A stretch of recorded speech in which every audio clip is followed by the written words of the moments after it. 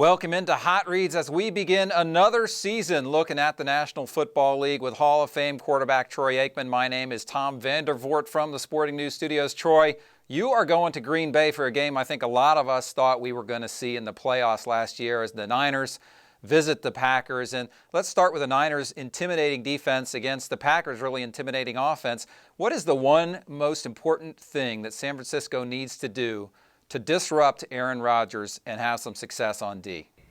Well, I think first and foremost, the 49ers defensively are going to have to continue to do the things that they were able to do last year, and that is stop the run. They got after the quarterback, especially in the playoffs, and then they created takeaways. And I think if you look at the teams that have been able to beat Green Bay and have been able to keep pace with them, that's what they've been able to do, is they've been able to force Aaron Rodgers into some takeaways. But as far as the one particular area that they've got to be good at, I believe that they've got to be able to control Jermichael Finley at tight end. I believe that they'll play solid defense and stop the run.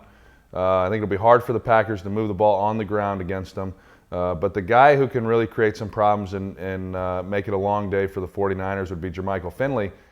So the guy who last year did a good job covering a lot of the great tight ends around the league was Patrick Willis, and I think that's going to be a key again in this game, is how well he's able to control Jermichael Finley.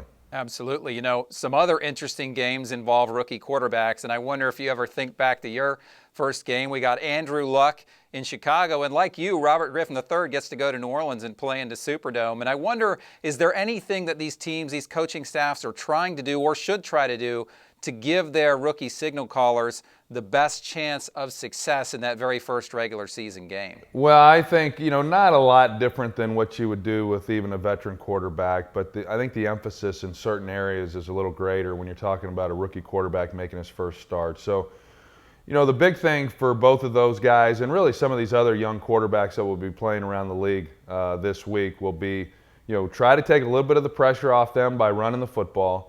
I can assure you that all week long, coaches have told these quarterbacks, hey, if it's not there, just throw it away. Don't force anything. It's okay to punt. And they'll try to rely on their defensive unit. And I will tell you from experience that no matter what you did during the preseason, and I go back to when I was a rookie and I had a good preseason. We were 3-1. I played well.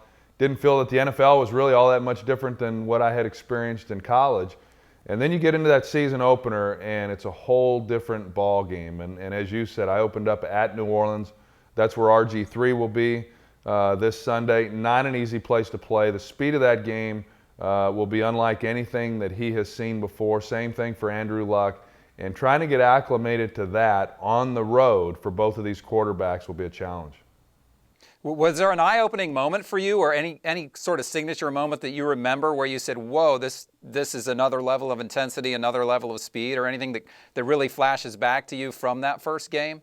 Not the first game, but my first year on Thanksgiving Day was the first time that we faced the Philadelphia Eagles. And they were a great defensive unit led by Reggie White. And I remember Reggie White getting through the middle of the offensive line, and I began scrambling then out to my right and felt somebody putting pressure on me. I got the ball out and then got tackled. And I remember trying to think, who was that actually made the tackle on me in the backfield? And when I got up, I realized it was in fact Reggie White. And you're just not accustomed to someone 300 pounds running you down as a quarterback in college. But that's the way these athletes are in the NFL. They've only gotten faster, they've only gotten bigger and stronger since I got out of the game. But that's when I realized, wow, if I can't outrun 300-pound men in this league, I'm going to have to change the way I'm used to doing things.